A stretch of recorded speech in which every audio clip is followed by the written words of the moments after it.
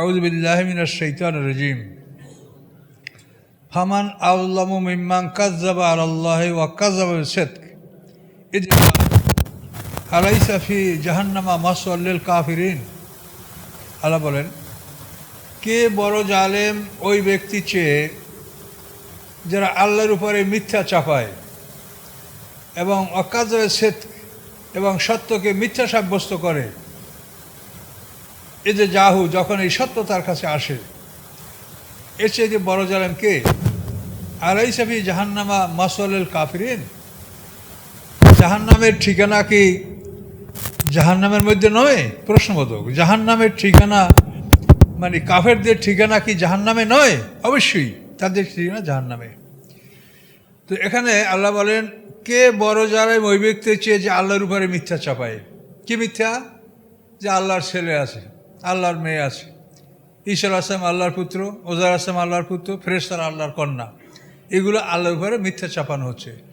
আবার মুশরিকরা বাহিরা, সাহেবা, ওসিলা, হামি এইসব পশুগুলিকে নানান অজুহাতে তারা নিজেদের হারাম করে আর বলে আল্লাহ আমাদেরকে এটা বলছে। আমরা এই দেবদেবীদের পূজা করি, এটা আল্লাহ বলছে আমাদেরকে, এবং এদের মাধ্যমেই আমরা আল্লাহ নৈকট্য লাভ করি। আল্লাহর কথা অস্বীকার করে না। আল্লাহ বলেন, এটা আমার উপরে তারা মিথ্যা চাপাচ্ছে, এগুলো সত্য নয়। কাযযাবা বিস-সিদক, এবং এরা সত্যকেও মিথ্যা সাব্যস্ত করেছে। সত্য কোরআন, এই সত্য কোরআন তাদের কাছে আসছে, এটাকেও তারা মিথ্যা প্রতিপন্ন করেছে। এই যে জাহু, যখন এই সত্য তাদের কাছে আসলো, এখন আল্লাহ প্রশ্ন করে, আলাইসা ফি জাহান্নামা মাসওয়াল লিল কাফিরিন, যে কাফেরদের ঠিকানা কি জাহান্নামে নয়? অবশ্যই কাফেরদের ঠিকানা জ্বলন্ত আগুনের মধ্যে। এরপর বলেন, আল্লাযী জাআ বিস-সিদকি, যিনি সত্য নিয়ে আগমন করেছেন, তিনি কে বলেন? মুহাম্মাদুর রাসূলুল্লাহ সাল্লাল্লাহু আলাইহি ওয়াসাল্লাম। আল্লাযী জাআ বিস-সিদকি, যিনি সত্য নিয়ে আগমন করেছেন, ওয়া সাদ্দাকা বিহি, এবং মুসলমানরা তাকে সত্য বলে স্বীকার করে নিয়েছে। এরা কারা? উলাইকুমুল মুত্তাকুন, এরা হচ্ছে মুত্তাকি। কত সোজাভাবে আল্লাহ কথাটা বলেছেন দেখেন তো। এরকম কথা মানুষ বলতে পারে না,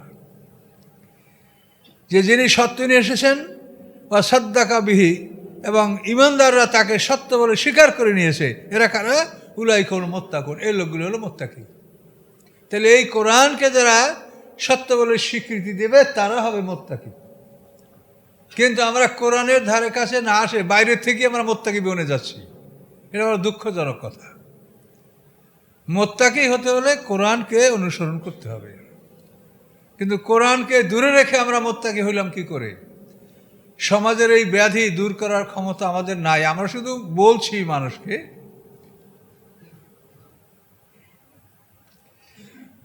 শোনেন, জান্নাতে খুব কম লোক যাবে। অনেক আছে বেহেশত আটটা না, বেহেশতের হলো 8টা গ্রেড। আপনার চাকরিতে গ্রেড আছে না? সবচেয়ে বড় গ্রেড 20 নম্বর পর্যন্ত শেষ গ্রেড, তাই না?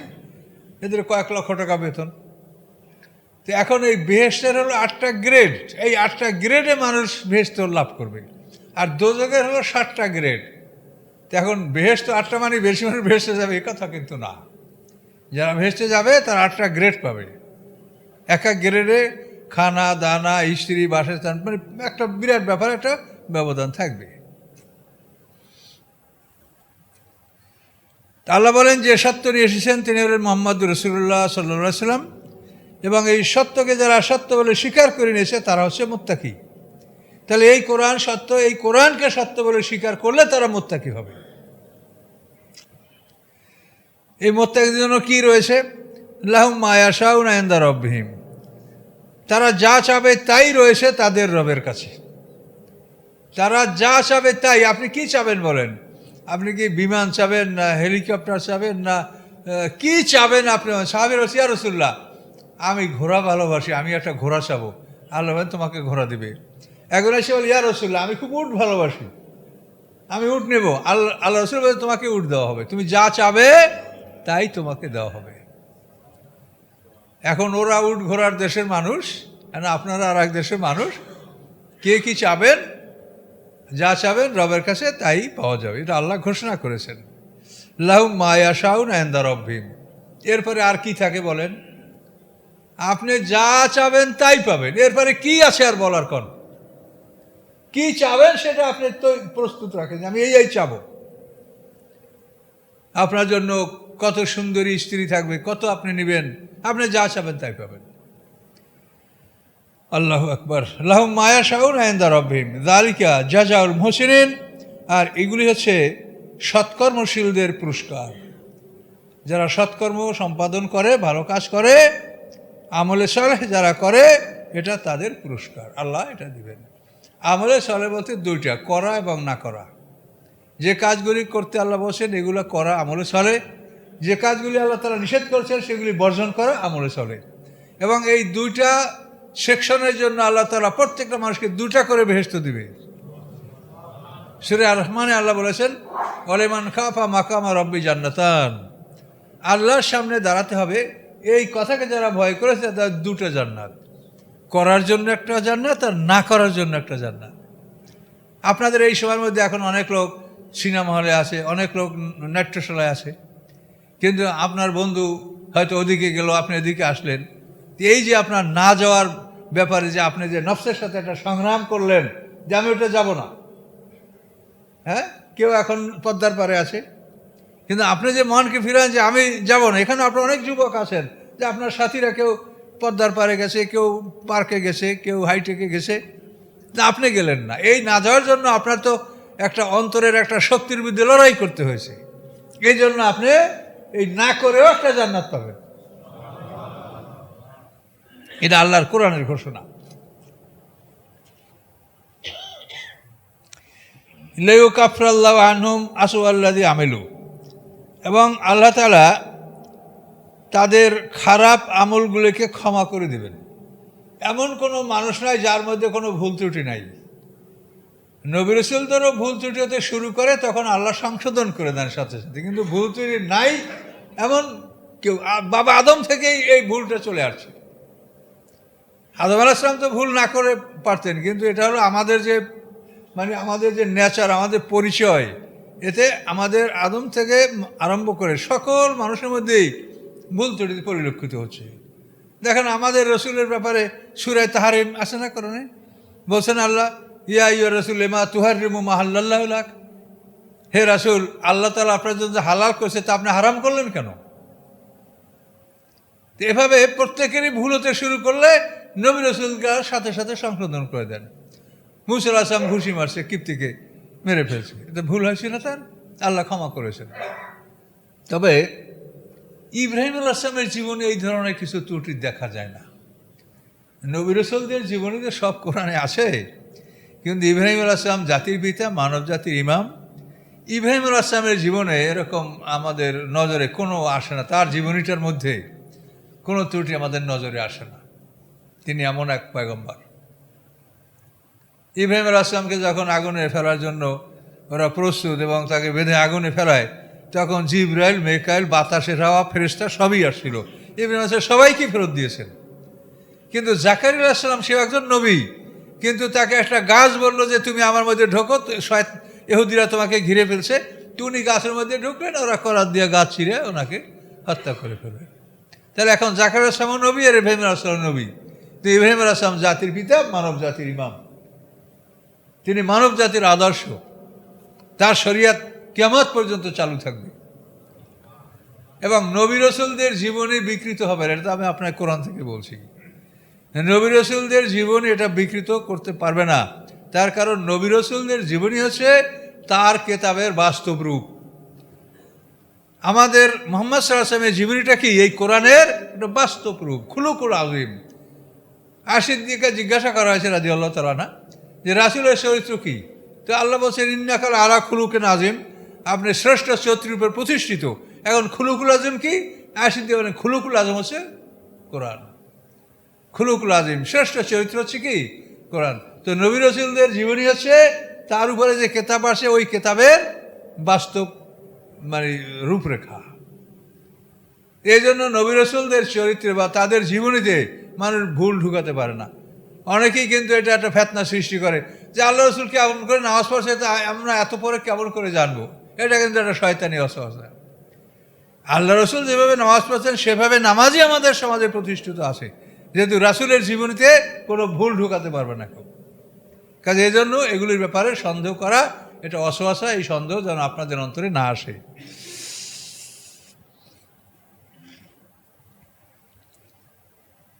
তো আল্লাহ বলেন এই মোমেনদের যে গুনাহগুলি আছে এগুলিকে আমি ক্ষমা করে দেব। ওয়াজিয়াহুম আজরাহুম বিহাসানে মা কানু ইয়ামালুন, এবং তাদেরকে তাদের উত্তম কর্মের পুরস্কারগুলি দেওয়া হবে আর গুনাহগুলি ক্ষমা করে দেওয়া হবে। মোমেনদের অপরাধগুলি আল্লাহ ক্ষমা করে দিয়ে তাদের উত্তম কর্মের পুরস্কারটা আল্লাহ দিবেন, এটা আল্লাহ ঘোষণা করছেন। কাজে এই জন্য সবসময় আল্লাহর কাছে আমরা তওবা করব, গুনার জন্য মাপ চাবো, আল্লাহ মাফ করবেন। আর যদি কোনো খারাপ কাজ, বড় গুনার কোনো অভ্যাস থাকে কারো, সেজন্য আল্লাহর কাছে তওবা করতে হবে। সে যত বড় অপরাধ হোক, আপনি আল্লাহর কাছে তওবা করলে আল্লাহ ক্ষমা করবেন, কিন্তু তওবা করার পরে যেন দ্বিতীয়বার ওই অপরাধটা আপনি আর না করেন, এটা কিন্তু শর্ত রেখেছে কোরআনে। এটা কিন্তু হাদিসে দেখবেন যে না, এই হাদিসটা খুব মানে মা আসাররা মান ইস্তেগফার, এই হাদিসের ভাষাটা, যে ইস্তেগফার করে তার ইসরার হবে না। সে সকালে গুনাহ করে বিকেলে মাপ চাবে, রাতে অপরাধ করে ভোরে মাপ চাবে, মাপ হয়ে যাবে, এরকম হাদিসে আছে, কথা সত্য না। কোরআনে আল্লাহ বলছে যে অপরাধ করে তওবা করো আর যেন ওইটা তুমি না করো। আলাম ইয়াসিরু আলা মা ফাআলু হুম ইয়ালামুন, কোরআনের আয়াত।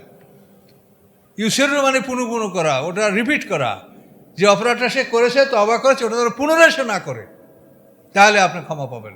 সে পাহাড় সমান অপরাধ হলে আপনি ক্ষমা পাবেন। আল্লাহ বড় ক্ষমাশীল, বড় দয়ালু, তিনি ক্ষমা করবেন।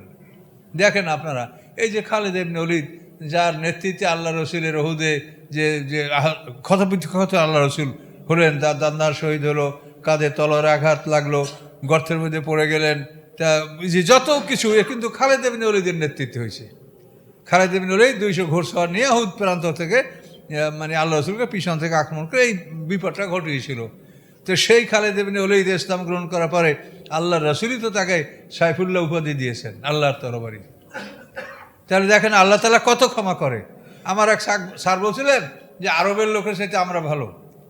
এখন মানসিক হয় যেটা কেমন করে হলো। তারপরে দেখেন আরবের লোকরা রাসূলের সাথে কত জুলুম অত্যাচার করছে, কিন্তু আমরা কিছু করিনি। তা আমরা অনেক দূরে থেকেও আল্লাহ রসুলকে আমরা ভালোবাসি, কাজে আমরা ওদের সাথে ভালো। কথা বুঝতে পারছেন? তাহলে আমরা যে অপরাধ করেছি এটা এর মানে না যে আপনাদেরকে অপরাধ করার জন্য উৎসাহিত করা হচ্ছে। এটা আপনি বুঝেন যে আল্লাহর দয়া এবং রহমতটা কীরকম। যে তিনি বলেছেন যে তোমরা যদি তওবা করো, সে গুনাহটা যদি পাহাড় সমানও করে থাকো আমি ক্ষমা করে দিব। এই খালিদ ইবনে ওলীদের জীবনে ইসলাম গ্রহণ করার 19 বছর পর্যন্ত সে ইসলামকে বহু ক্ষতবিক্ষত করেছে। হুদায়বিয়া সন্ধি, ইসলামের আগে মানে হিজরতের আগে 13 বছর, হুদায়বিয়া সন্ধি 6ষ্ঠ হিজরিতে 13 আসে 19 বছর পর্যন্ত খালিদ বিন ওলীদ ইসলামের বিপক্ষে লড়াই করেছে। তার ভাই ওলীদ ইবনে ওলীদ তার আগে ইসলাম গ্রহণ করছে। তারা 3 ভাই, খালিদ ইবনে Walid, Hisham ibn Walid, Walid ইবনে ওলীদ। এই ওলীদ ইবনে ওলীদ বারবার খালিদকে বুঝাচ্ছিল, খালিদ তোমার শক্তিটা তুমি ভুল পথে ব্যয় করছো, তোমার শক্তিটা তুমি খারাপ পথে ব্যয় করছো, তোমার শক্তিকে তুমি কাজে লাগাও, ভালো পথে লাগাও। এই ওলীদ ইবনে ওলীদের অনুরোধে এই ওলীদ ইবনে ওলীদ বদরের যুদ্ধে বন্দী হয়ে গেছিল। খালিদ ইবনে ওলীদের ভাই বন্দী হয়ে যাওয়ার পরে তো হিশাম আর খালিদ 2 ভাই তো বাইরে। এখন ঘোষণা করা হলো যে বদরের যুদ্ধে যারা বন্দী তাদেরকে 4000 দিরহামের বিনিময়ে একক মুক্ত করা হবে।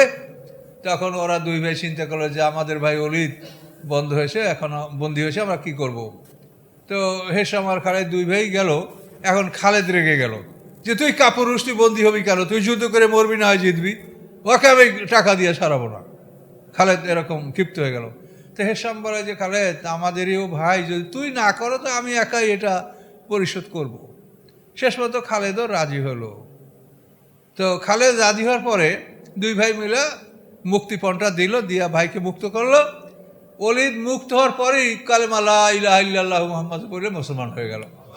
এখন ওরা 2 ভাই খুব ক্ষিপ্ত হয়ে গেছে, বেকুব তুই মুসলমান হতে আমাদের টাকাটা নষ্ট করলি কেন, তুই আগেই মুসলমান হতি, তুই বাইর হয়ে এখন পরো কালেমা, তুই আগে কেন করলি না। তখন ও বলে, এরা তো খুব বড় বংশীয় লোক, তো তখন ও বলে যে আমি যদি বন্দী অবস্থায় ইসলামকে গ্রহণ করি তো এটা ইসলামকে হেয় করা হবে। এত বড় সুন্দর জিনিস, এটা আমি একটা মুক্ত অবস্থায় স্বাধীনভাবে আমি এটাকে গ্রহণ করছি। আমি বুঝেছি, কিন্তু ওই সময় আমি বন্দী অবস্থায় এই ইসলামকে গ্রহণ করলে এটা আমি মনে করছি একটা অপমান। এইভাবে ওলীদ ইবনে ওলীদ ইসলাম গ্রহণ করেছে। পরবর্তীতে এই ওলীদ ইবনে ওলীদের প্রচেষ্টাই খালিদ বিন ওলীদ, আমর ইবনে আস হুদায়বিয়া সন্ধির পরে আল্লাহ রসুলের কাছে হাজির হয়ে তারা ইসলাম গ্রহণ করেছে। এই জন্য আল্লাহ বলেন যে আমি মোমেনদের গুনাহ মাফ করে দিয়ে তাদের সৎকর্মগুলির পুরস্কার আমি তাদেরকে দান করব। এসে যে আর কি সুসংবাদ হতে পারে বলেন। এই জন্য যারা আমরা অপরাধী, আমরা সবাই সবসময় আল্লাহর কাছে ক্ষমা প্রার্থনা করব। আর কখনোই এটা দেরি করা যাবে না যে আমি একটু পরে তওবা করব, এটা কখনোই চিন্তা করা যাবে না। তার কারণ মানুষের কখন কার মৃত্যু হবে। অনেক বক্তারা দেখা যাচ্ছে স্টেজে কথা বলতে বলতে তার জীবন শেষ হয়ে গেছে। অনেক মুয়াজ্জিন দেখছি আজান দিতে শুরু করছে, পুরো আজান দিতে পারে, এর মধ্যে তার মৃত্যু হয়ে গেছে। কাজে এই জন্য বিষয়টার উপরে সতর্ক থাকতে হবে যে আমার যে কোনো মুহূর্তে মৃত্যু হতে পারে। কাজে আমি বুঝেছি, আমি এক্ষুনি তওবা করব, আমি আর বিলম্ব করব না। এভাবে আমাদেরকে প্রস্তুত থাকতে হবে। কেন জানা যায় না যে কখন আমার সমন আসবে, এটা বলাই যাচ্ছে না। কেউ আসবে তখন এসেই যাবে। খুবই সুসংবাদ যে আল্লাহ তাআলা মোমেনদের অপরাধগুলি ক্ষমা করে দিয়া তাদের সৎকর্মের বিনিময় আল্লাহ তাআলা দান করবেন। যেহেতু আল্লাহ বলে এটা তারা এই সৎকর্মগুলি সম্পাদন করেছে, এর বিনিময়ে আমি তাদেরকে দান করব। এরপরে আল্লাহ বলেন আলাইসা আল্লাহ বেকাফেন আবদাহু, আল্লাহ কি তার বান্দার জন্য যথেষ্ট নন? প্রশ্ন 100 বার। আল্লাহ তাআলা আমাদের জন্য যথেষ্ট, তিনি আমাদের জন্য যথেষ্ট। তিনি ইব্রাহিম আলাইহিস সালামকে যেভাবে সাহায্য করেছেন, তিনি সেই আল্লাহ, সেই ক্ষমতার মালিক। আমাদেরকেও তিনি ওভাবে সাহায্য করতে পারেন যদি আমরা বিপদগ্রস্ত হই। আল্লাহ বলেন ওই খাব্বিফুনাকা বিল্লাযিনা মিন দুনি, ওই মুশরিকরা আল্লাহ ছাড়া অন্যদের ভয় দেখায় আপনাকে। হ্যাঁ, আমাদের মূর্তিকে তুমি গালি দিও না, তা তুমি পাগল হয়ে যাবা, হ্যাঁ তুমি অন্ধ হয়ে যাবা, তুমি লুলা হয়ে যাবা, তুমি অসল হয়ে যাবা। কথা বলতে পারছেন? এভাবে ওরা মোহাম্মদ সাল্লামকে ভয় দেখাতো। সেই কথা আল্লাহ বলেন ওই খাব্বিফুনাকা বিল্লাযিনা মিন দুনি, আল্লাহ ছাড়া ওরা যে দেবদেবীর ইবাদত করে, সেই দেবদেবীর ভয় দেখায় আপনাকে যে ওরা আপনাকে এই করবে সেই করবে। খালিদ ইবনে ওলীদ যখন উজ্জা মূর্তিকে ধ্বংস করার জন্য গেলেন মক্কা বিজয়ের পরে, তো খালিদ ইবনে ওলীদ যখন উজ্জাকে হত্যা করছিলেন, তখন উজ্জার সমর্থকরা বলে উজ্জা তুই খালেদকে কানা করে দে, তাকে লুলা করে দে। কই, খালেদ তো মাইরেই চলে আসলো, কিছু করতে পারে নাই। এই জন্য আল্লাহ বলেন যে ওরা আপনাকে আল্লাহ ছাড়া অন্য দেবদেবীর ওরা ইবাদত করে, সেইটার ভয় দেখায় যে তারা আপনাকে পাগল করে দিবে, অসল করে দিবে। কাজে ওরা কিছুই করতে পারবে না। অমায়ুদ্দিল্লাহ ফামালাহু মিন হাদ, আল্লাহ যাকে বিপদগামী করে তার জন্য কেউ হেদায়েতকারী হতে পারে না।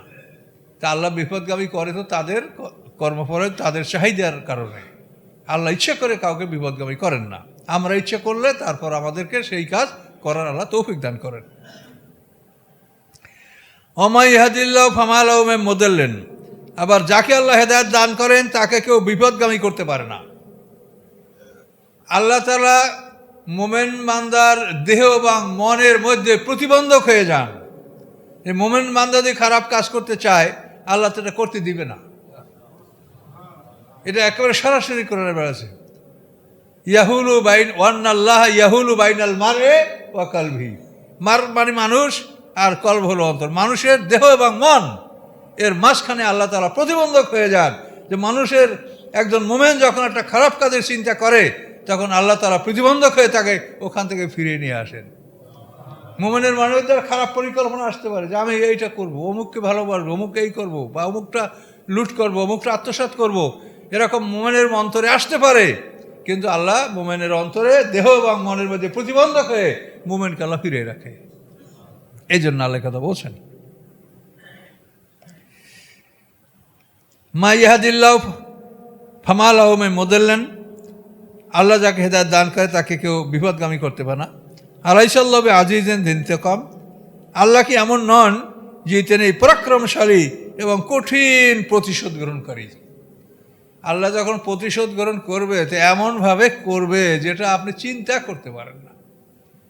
এই যে আদ জাতিকে এমনভাবে আল্লাহ ধ্বংস করেছে, আল্লাহ 7 রাত 8 দিন পর্যন্ত বায়ু এই বাতাসে উড়ে আকাশ উঠে ফেলাইছে, সেইখান থেকে আশ্রয় জমিনে ফেলাইছে, তারপর বাতাস দিয়ে বালু চাপা দিয়ে রাখছে, আবার বালু হটাইছে, আবার উঠাইছে, আবার আশ্রাইছে। এইভাবে 7 রাত 8 দিন পর্যন্ত আশ্রাতে পিটাতে এভাবে তাদের হত্যা করেছে আল্লাহ।